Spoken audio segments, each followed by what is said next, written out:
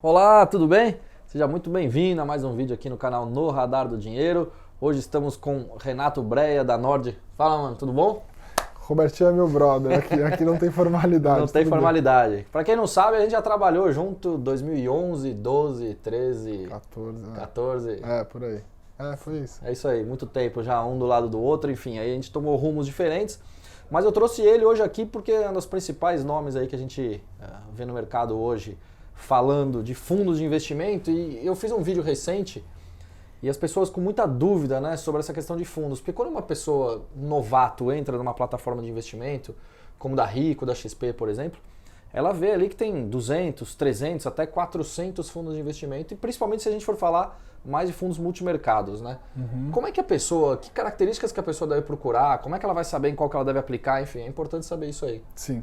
A gente costuma caracterizar assim, basicamente três grandes classes de ativos, de fundos de investimento, né? Então, primeiro os fundos de renda fixa, os fundos mais conservadores, né?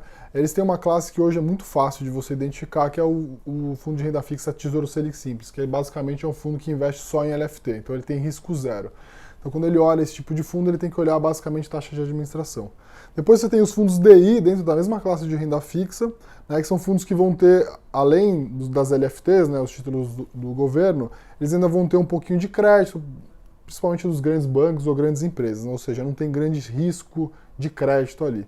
E aí depois você já vai para uma outra categoria, que são os fundos de crédito privado, que tem inclusive o nome crédito privado no nome, né, e esses fundos sim já têm um risco de crédito mais relevante, né. Dentro do universo de crédito privado, você também vai ter aqueles fundos que têm mais risco de crédito e menos risco de crédito. E aí tem que tomar muito cuidado, né, de dentro da classe de renda fixa, você achar que é tudo a mesma coisa, né? Então,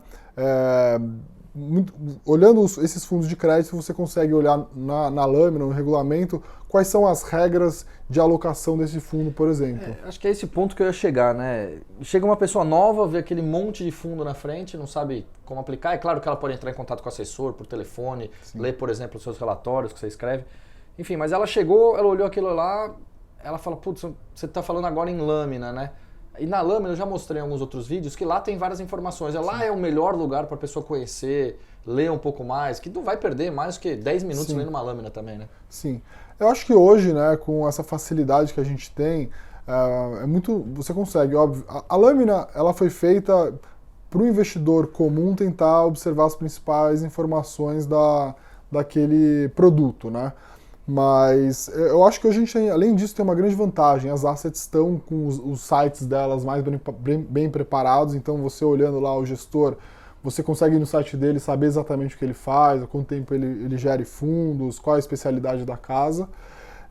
E além disso, eu acho que também hoje os canais de YouTube, né, das próprias corretoras e das assets, você tem muitas informações. Então, assim, muito provavelmente os principais fundos de renda fixa, seja de crédito privado ou até os fundos mais conservadores, eles têm esse tipo de informação disponível. Então, assim, eu acho que talvez o maior erro é as pessoas lá filtrarem, né, risco, né, ordenarem por rentabilidade, ver o que está subindo mais numa janela, né, uma janela de, às vezes, de 1 mês, 12 meses, e tentar tomar uma decisão baseada nisso, só em performance. A maioria das pessoas com certeza faz isso, né?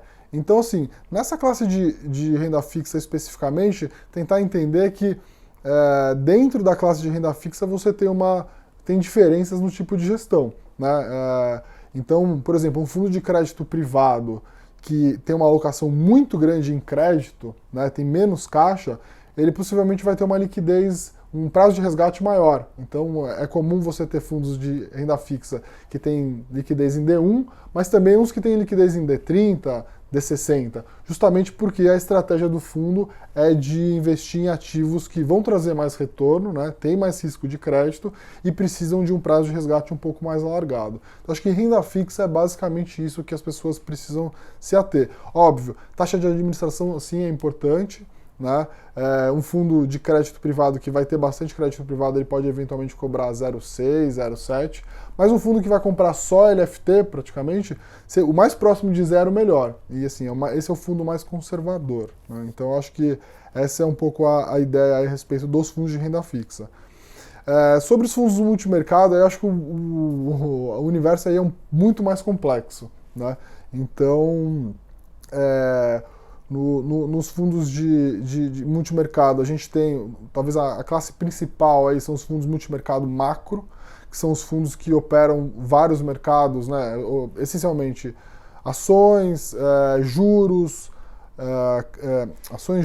câmbio, commodities, e fazem arbitragem entre essas classes de ativos também, né? São os fundos que, no ano passado, né, tiveram um volume de captação muitíssimo grande, continuam, acho que ainda captando bastante, justamente porque o que as pessoas foram fazendo, né? Viram que a renda fixa está cada vez rendendo menos, começaram a procurar alternativas, os fundos multimercados estão entre o que é entre a renda fixa e ações, né? Estão ali no meio do caminho. Então proporcionam, né, num horizonte assim de médio prazo, quando a gente fala médio prazo, 2, 3, 4 anos, né, dependendo de cada fundo, um retorno que pode superar o CDI, CDI, né, o CDI está hoje em 6 e pouco, CDI mais 5, CDI mais 6, ou seja, dá até duas vezes mais o CDI.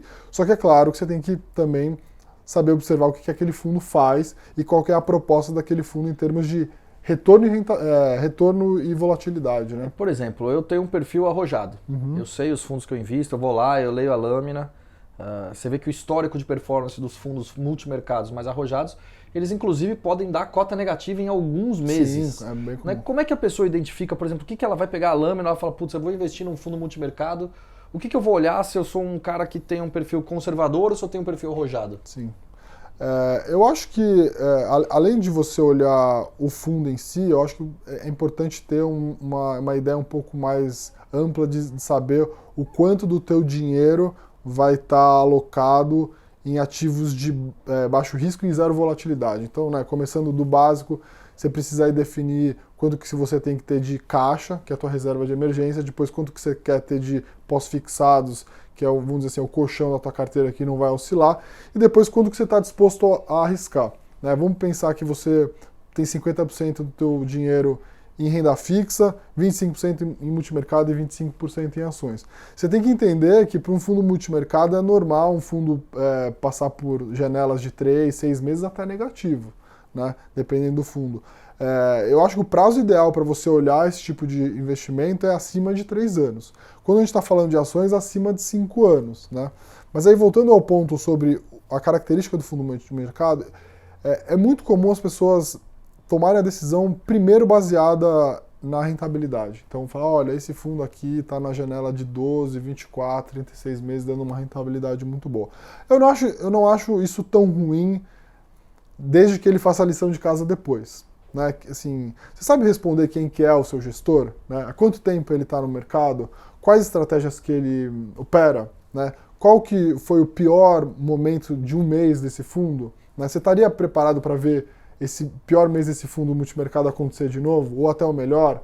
Né? Como esse fundo se comportou ao longo das últimas janelas? Nos melhores momentos, nos piores momentos? Eu acho que todos esses pontos são importantes. Né?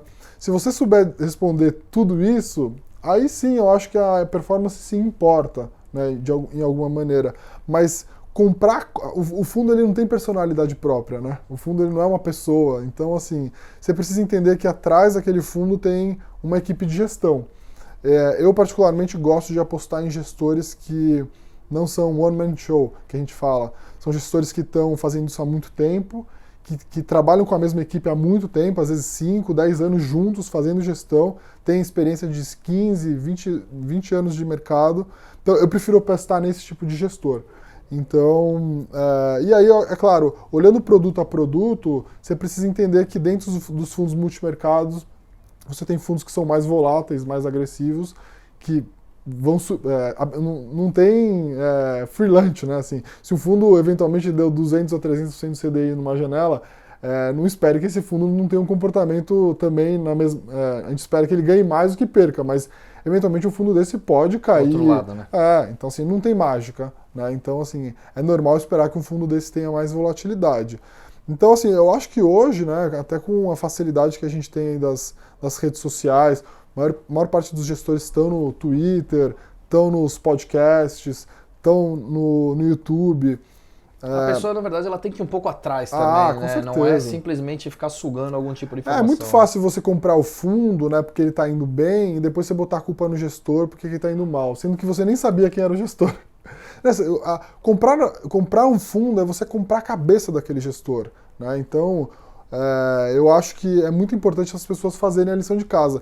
E assim, o meu trabalho aqui na Nord é um pouco isso, né? Eu vou visitar os gestores, eu converso com eles, eu ligo, participo do call, eu leio as cartas. As cartas, eu acabei esquecendo disso, as cartas são muito boas para explicar o que os gestores... Cartas mensais, né? As cartas mensais. Então, todos os meses, os gestores, mensalmente ou trimestralmente, os gestores, eles publicam as próprias cartas, né? Dizem o que eles estão fazendo, quais mercados eles estão operando, por que a cota se comportou bem ou mal. E até eles abrem algum tipo de posição, né? Comum, falar, estamos comprados no juro aqui no Brasil, estamos vendidos em dólar, estamos comprados em bolsa 15%, isso nos fundos multimercado. E mesmo nos fundos de ações, é comum eles falarem sobre 2 ou 3 cases, né? O que eles estão achando para o mercado.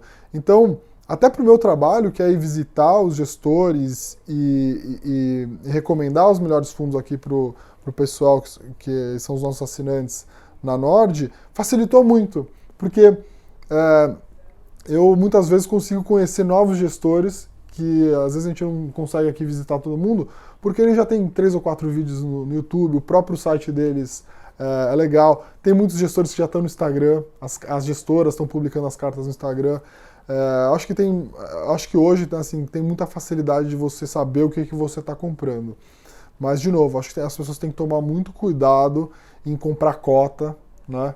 E também não. E pior do que isso, que é você comprar um ativo sem respeitar o horizonte mínimo de investimento. Essa era a minha última pergunta para você, até para a gente finalizar, né? Quando eu sei a hora que a pessoa deve sair do fundo de investimento? Então, eu acho que tem alguns pontos aí importantes para serem observados, né? O primeiro é se o gestor quebra o mandato, ou seja, se ele se propõe a operar alguns mercados ou algumas estratégias e ele acaba fazendo outras coisas, tá? O segundo, eu acho que na minha maneira de ver, quando ele tem dificuldade em se explicar, ou seja, ele errou, assim, na verdade a gente acaba pagando o gestor para ele errar mais do que errar, mas não para nunca errar. E eu observo muito no discurso os motivos por que ele errou, se estava dentro do mandato, se ele reconhece e tudo mais. Eu acho que isso é uma maneira bastante saudável de ele mostrar que ele está fazendo o trabalho dele e que ele, de alguma maneira, está se propondo a acertar mais do que errar, né? Eu acho que uma dificuldade, eu teria dificuldade em continuar com um gestor que nunca assume que erra, né? E aí, por último, eu acho que, assim, a performance se importa de alguma maneira, né? Então, talvez em várias janelas de mercado, ou seja, eu acho que você tem que olhar o fundo numa janela de 6 em 6 meses, por exemplo. Ficar pelo menos durante 3 ou 4 anos num fundo multimercado, mas sim várias janelas, com vários tipos de comportamento do mercado, né? Ou seja, ele está muito pessimista, o mercado anda muito mal, ele vai mal. Ele está muito pessimista, o mercado vai bem, ele vai mal. E aí, ou ao contrário também, né? Quando todo mundo está otimista, ele também não surfa o bom momento. Acho que aí começa a mostrar algum tipo de problema na gestão, entendeu? Então, assim, não é fácil, claro, é muito difícil. Assim como vender uma ação, vender um fundo é difícil, você tem que observar, tem que analisar a performance, tem que analisar o discurso dele, ler as cartas e sempre, de alguma maneira, tentar acompanhar o que ele tem falado a respeito da gestão do fundo. Acho que é mais ou menos isso. Acho que são esses 3 os pontos mais importantes que eu diria. Eu estava esquecendo aqui, a taxa de administração é o entrave? Ou seja, a gente vê, por exemplo, que o pessoal fala 2,20, vai. Queria até que você explicasse o que é esse 2,20 e se a taxa de administração é um entrave para isso. Não, essa é uma ótima pergunta também. O 2,20 veio de uma convenção que já existe nos Estados Unidos lá há muito tempo, nos hedge funds, né? Eles cobram 2% de taxa de administração por ano, isso é uma taxinha que vai cobrando todo santo dia pro rata, né? Então, todo dia ele vai descontando ali 250 dias úteis, né, dividido esse 0,2, então vai saindo da sua cota, então a cota que você vê já é líquida dessa taxa de administração, e se ele supera o benchmark, né, o CDI, por exemplo, ele vai cobrar 20% do que ele superar o benchmark, tá? Há sempre uma discussão muito grande se 2,20 é caro para fazer gestão. 2,20 é caro numa fase de Selic a 6% com perspectiva de chegar a 5%? Eu acho que é caro dependendo do seu mandato. Tá? Então, assim, um fundo multimercado que busca um retorno de CDI mais 5, 6, 7, né, líquido, ele está dando 5 para você e ficando com 2, eu acho que é justo, tá? Agora, um fundo multimercado que tem uma vol muito baixa, ou seja, ele se propõe a dar 120 do CDI, 115 ou 130, aí eu já acho caro. Ou seja, ele está te cobrando muito pelo que ele está entregando. Para fundo de ações eu já acho que não. Eu acho que assim, como o mandato é mesmo de longo prazo, você tem que lembrar que assim, você tem que remunerar bem as equipes. Exato. Né? Uma casa, para ter uma equipe boa de gestão com, sei lá, 8 ou 10 pessoas na equipe de análise, é caro, né? Isso custa alguma coisa. E, assim, eu particularmente gosto de pagar, eu pago sem dó, porque, assim, eu acho que os gestores que a gente acaba escolhendo merecem enquanto levam. Então, eu só acho que tem que tomar muito cuidado, sim, com taxa de administração, principalmente nos fundos de renda fixa, que tem pouco alfa a ser gerado ali, né? E em fundos multimercados que tem pouca volatilidade ou se propõem a oferecer um retorno mais mediano. Então, eu acho que é um pouco essa a história. Mas eu assim, há uma discussão, sim. Os hedge funds americanos na média, estão abaixando as taxas, estão inclusive mudando, né? Cobrando 1 de taxa de administração e 30 de performance, uma maneira de tentar alinhar mais performance, as taxas do lado da performance, né? Então, acho que esses são os pontos aí principais na hora de olhar fundos, né? Legal, acho que é isso aí. Obrigado. Valeu. Valeu. Até o próximo. Pessoal. Se você gostou desse vídeo, deixa o seu like. Se você ainda não curte a página, não segue, comece a seguir para você sempre ser avisado sempre que a gente gravar um vídeo novo. Um abraço, tchau, tchau, até mais.